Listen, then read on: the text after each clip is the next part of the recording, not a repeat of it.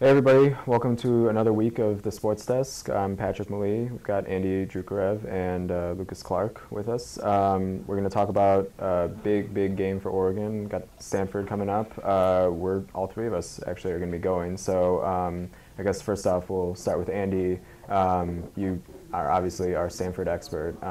Game is finally here. So what do you see for Stanford in this game? I know they're pretty banged up, and you're a little worried about all those injuries for them. So Yeah, particularly their defense. Their best player, linebacker Shane Scove, was injured in the Arizona game, which was the third game of the year. Tore his ACL, and he would have been a top 2-round NFL pick, but out for the year. Their best defensive back, Delano Howell, has a hand injury, and he's questionable. If he does play, he won't be at full strength.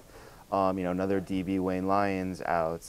Really injury ravaged. And then on offense, their starting right tackle, their kicker, one of their tight ends, another one of their tight ends might be injured, and so for sure they won't be able to use those three tight end sets that really kind of make that offense go.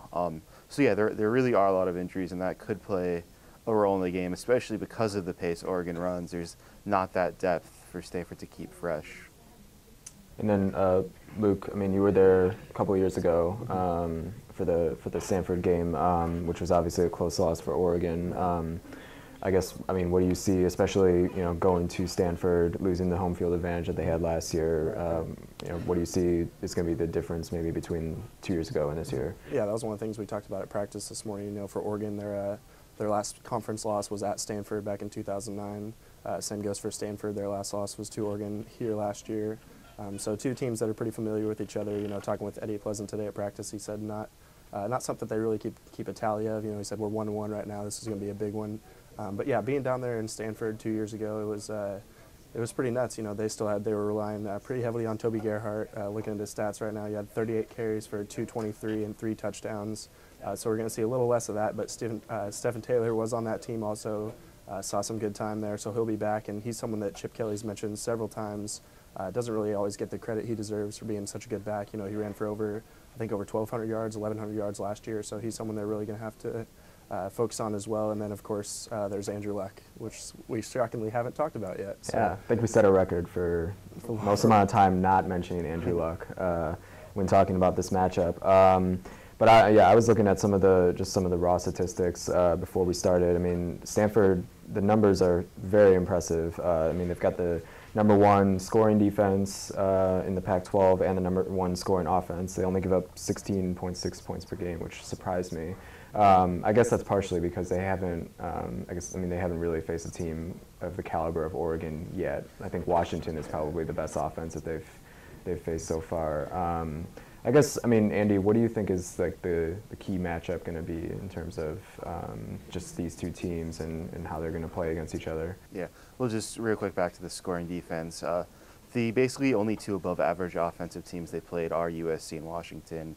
USC, they held up okay in the first half, but then that depth, those injuries got to them, got exposed in the second half and wind up giving up 48 points. In Washington, they were going drive for drive with Stanford for much of the first half before Keith Price threw a pick, and it kind of unraveled. So, again, they've played a pretty soft early season schedule. It's really, I don't think that they have, their talents would equal the #1 scoring defense in the conference. A key matchup, really, can Stanford contain Oregon's offense? And I realize that's broad and everybody will say that, but Stanford has some big, strong guys up front, a solid front four, front three. They play a 3-4, but they don't have the athletes to match up with DeAnthony Thomas, with Michael James, with Kenyon Barner.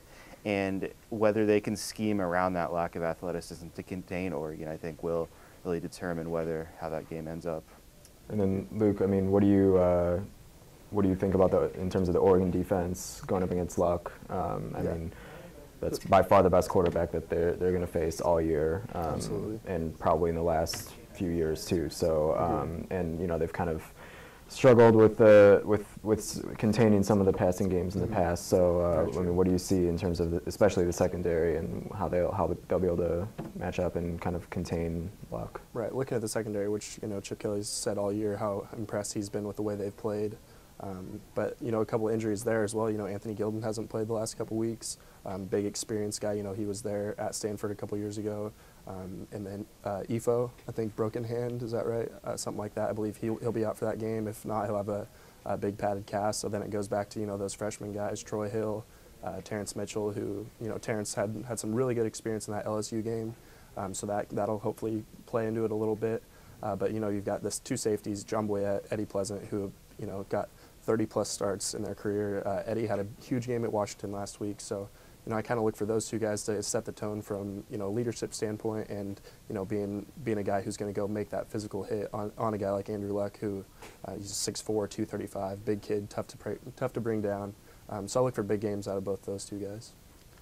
Just one thing I'd like to add is that, Oregon's run defense really did a number on Chris Polk in Washington. I thought Chris Polk was one of the better backs I'd seen, and I might have been proven a little bit wrong. But, contrary to popular belief, because we hear so much about Luck as the second coming, the best prospect since, God knows when, they're really a run-first offense. And if they can't run the ball consistently, then Andrew Luck will be forced to carry that team. And I don't, as great as he is, I'm not sure he has the weapons to really beat Oregon consistently in passing downs. So if Oregon's defense can hold against Stanford to 4 yards or less a carry, I think they have a very good shot. One last quick question, something I'm just kind of curious about what you guys think. Is this a bigger game for Stanford or for Oregon at this point? I tend to think it's probably bigger for Stanford since, Oregon did play in the national title this year, and this is Stanford's best shot for a national title berth in forever. So, but I'm curious, Andy, what do you think?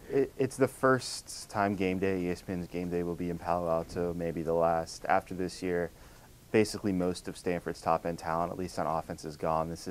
I think a lot of Stanford fans are this is the year. There's no guarantee that another Andrew Luck will come around, and this is maybe the best, maybe the last chance for them to really be in this national title discussion. Whereas Oregon, huge game, obviously, for both teams. If they win, I don't want to say they're guaranteed a Rose Bowl, but is UCLA really going to stop them in the Pac-12 championship? I don't think so. But again, they have that program arc that seems a little bit more sustainable than Stanford.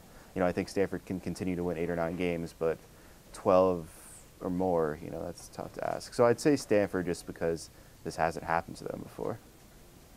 All right, I guess we'll just move to our picks then. I guess, Andy, we'll start with you again. Start with me. I'd like to recuse myself, but we'll go 42-39 Oregon. Luke? Okay. Last time we were down there was also a high-scoring game. I think it was 51-42 Stanford. So I'm going to flip that around as well now that Andy's informed me of all these key injuries. And I will say 42-30 Oregon.